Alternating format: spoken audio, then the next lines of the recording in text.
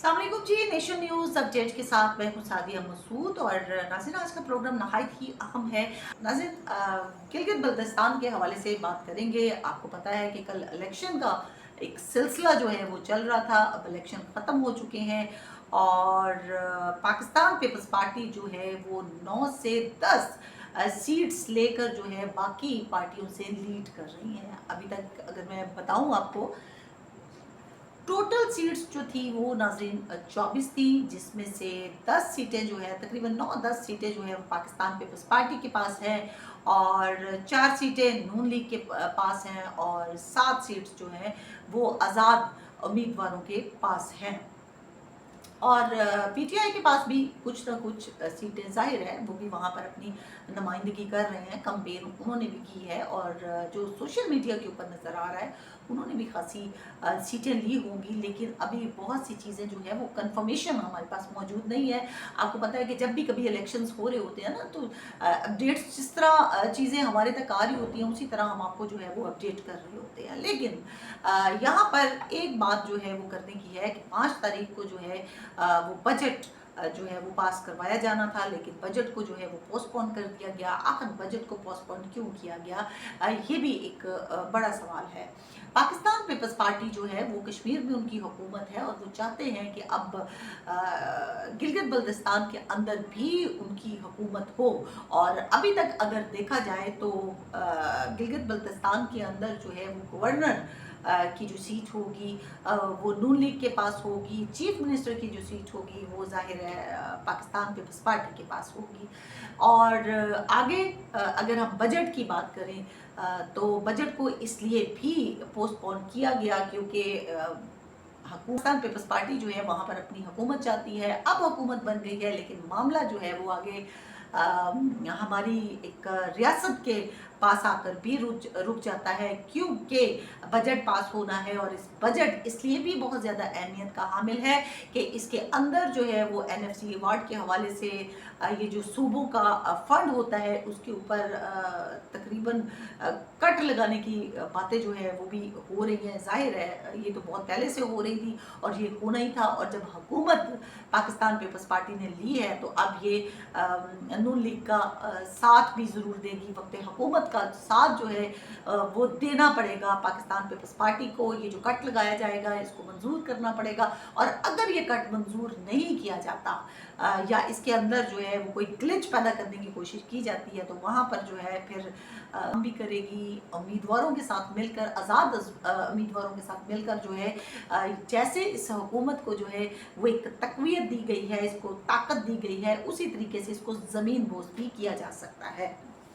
जनाब ईवान सदर के अंदर ये जो पीपल्स पार्टी है वो हुकूमत को जो है ज़ाहिर है सपोर्ट करेगी। बजट के हवाले से ये 1700 अरब का जो है वो कट लगना है। आप देखते हैं कि ये कट किस तरह से लगेगा और किस तरह से हुकूमत जो है वो सूबों को कट लगाएगी। जैसे जैसे ये चीज़ें हमारे साथ आएंगी हम आपके साथ ज़रूर शेयर करेंगे। अब आगे जो है वहाँ की जो इस वक्त सिचुएशन आ रही है, सोशल मीडिया जिस तरह फैला पड़ा है नाजरीन, जैसा कि आपने देखा कि बात हो रही है कि वहाँ पर जो है 300 के करीब जो है वो लोगों को मार दिया गया। वहाँ पर बहुत ज़्यादा जो है वो डंडा चला दिया गया। वहाँ पर पूरी रात एक बहुत बड़ा ऑपरेशन किया गया। इस तरह की खबरें आ रही हैं और इस खबरों को ज़्यादा जो उछाल रहा है हमारे साथ बैठा हिंदुस्तान भी है, उसको हमें कभी फरामोश नहीं करना चाहिए। क्योंकि जब भी बात पाकिस्तान के अंदर किसी मुजाहरों की होती है, किसी लड़ाई झगड़े की होती है, तो उसके अंदर ज़्यादा से ज़्यादा लोग जो हैं इन्हीं के लोग जो हैं वो इंस्टिगेट कर रहे होते हैं, लोगों को जो है वो भड़का रहे होते हैं और फिर सोशल मीडिया के ऊपर आकर वावेला मचाना शुरू कर देते हैं कि देखिए जी पाकिस्तान के अंदर जो है वो ये हो रहा है, पाकिस्तान के अंदर वो हो रहा है। अब मैं ये भी आपको बताती चलूँ, कल हमने आपको बताया था कि एक शाहजेब नामी शख्स जो है वो मारा गया है कैंपेन के दौरान। गोली लगने से जो है वो इसको कत्ल किया गया। और अब जो खबरें आ रही हैं वो ये खबरें ये आ रही हैं कि एक कांस्टेबल जो है उसको भी शहीद कर दिया गया है। इसके अलावा एफसी के 3 एहलकार जो हैं वो भी मारे गए हैं। मतलब टोटल 4 एहलकार जो है उनको मारा गया है। बल्कि एक एहलकार के बारे में तो ये भी कहा जा रहा है कि उसको बहुत ज़्यादा जख्मी था और उसको वहाँ से जो है वो बिल्कुल किडनैप कर लिया गया और उसके साथ जो है वो बहुत ज़्यादा जो है वो तशद्दुद भी किया गया और जब तशद्दुद हो रहा था उसी दौरान उसकी जान जो है वो निकल गई। नाज़रीन, ये बात भूलने की नहीं है, पिछली बार भी यहाँ पर ये दावा किया जा रहा था, ये क्लेम किया जा रहा था कि यहाँ पर जो है बड़े आराम के साथ जो है वो एक प्रोटेस्ट किया जा रहा है, यहाँ पर तो कोई ऐसी चीज़ नहीं हो रही। बाद में वहाँ पर जो है वो वेपन्स भी मिलते हैं, वहाँ जो है पुलिस एहलकारों की लाशें भी मिलती हैं, पुलिस एहलकारों की लाशों के साथ जो है वो उनकी बेहुरमती भी की जाती है और आज भी तकरीबन ऐसी चीज़ें जो है वो सामने आ रही हैं। और दूसरा 20 के करीब पुलिस एहलकार जो हैं ज़ख्मी भी हुए हैं। मुजफ्फराबाद के अंदर जो है वो जनाब सेक्शन 144 जो है वो लगा दिया गया है। अब उसको थोड़ा सा नरम भी किया गया है, लेकिन ये लगाया ज़रूर गया है। इसके अलावा जनाब इसने भी एक फ़ैसला किया है कुछ, वो मैं आपको बता देती हूँ। सबसे पहले ये मुहाजिरीन की बात कर लेते हैं। मुहाजिरीन के हवाले से जो है वो हुकूमत ने, स्टेट ने एक फ़ैसला कर लिया है कि उनकी एक भी सीट को हम खारिज नहीं करेंगे।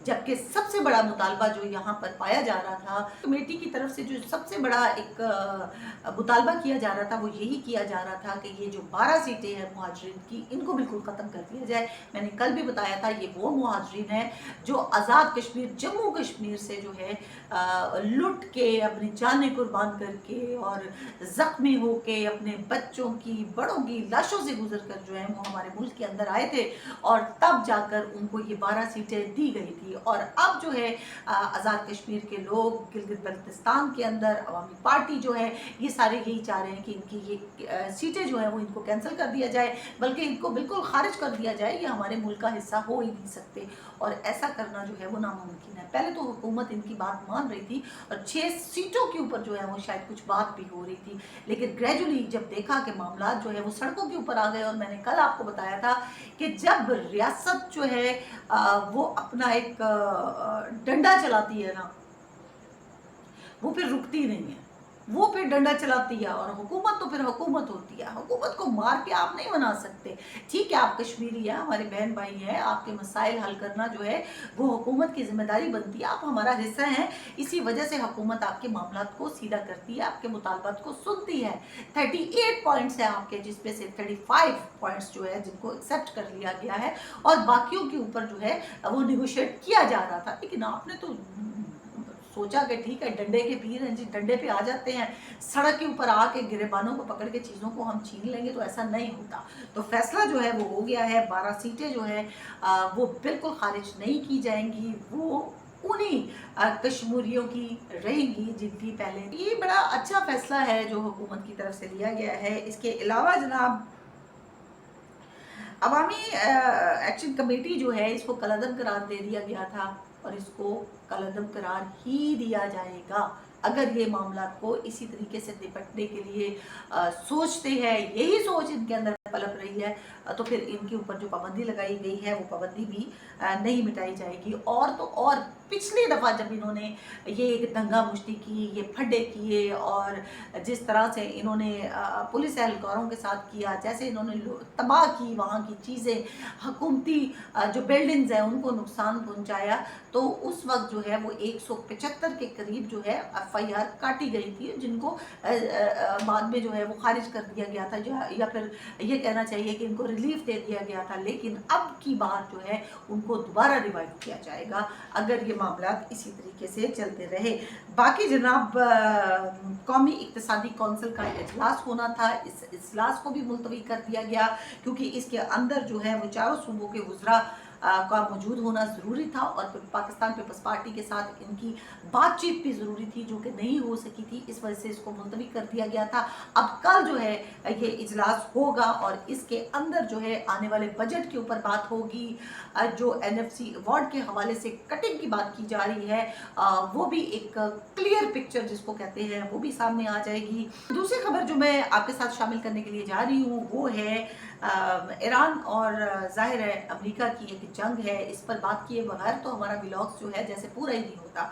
और यहाँ पर मैं ये कहूँगी कि जंग बंदी जो हुई हुई थी, ये जो जंग बंदी चल रही थी उसकी वायलेशन जो है वो बुरी तरह हो रही है। ये इसराइल की तरफ से शुरू की गई थी। इसराइल ने ईरान के ऊपर जो है वो हमला किया, और जब ये हमला किया, बल्कि इसराइल ने बैरूत में हिजबुल्लाह का जो हेडक्वार्टर है उसके ऊपर हमला किया। ऐसे जनाब दूसरी खबर ये है ईरान के हवाले से, ज़ाहिर है एक जंग बंदी जो चल रही थी उसकी वायलेशन जो है वो स्टार्ट हो चुकी है, कभी ख़त्म ही नहीं हुई थी। स्टार्ट क्या होनी है, इसराइल तो मुसलसल जो है वो लेबनान के ऊपर हमले कर रहा था, हिजबुल्लाह के ऊपर हमले कर रहा था, और ईरान ने जो है वो वाजिया दो टुक कह दिया था अपने पॉइंट्स के अंदर, अपने प्रपोजल के अंदर बता दिया था कि अगर लेबनान के ऊपर हमला हुआ तो वो ईरान के ऊपर समझा जाएगा, और अगर दोबारा लेबनान के ऊपर हमला किया या फिर हिजबुल्लाह के ऊपर हमला किया तो ये जो अमेरिका की एयर बेसिस है इनको भी नहीं छोड़ा जाएगा। आखिर क्या होता है कि ईरान जो है, इसराइल जो है वो बैरूत हिजबुल्लाह के हेडक्वार्टर के ऊपर हमला करता है। इसके बाद जो है इसराइल के ऊपर इसकी जो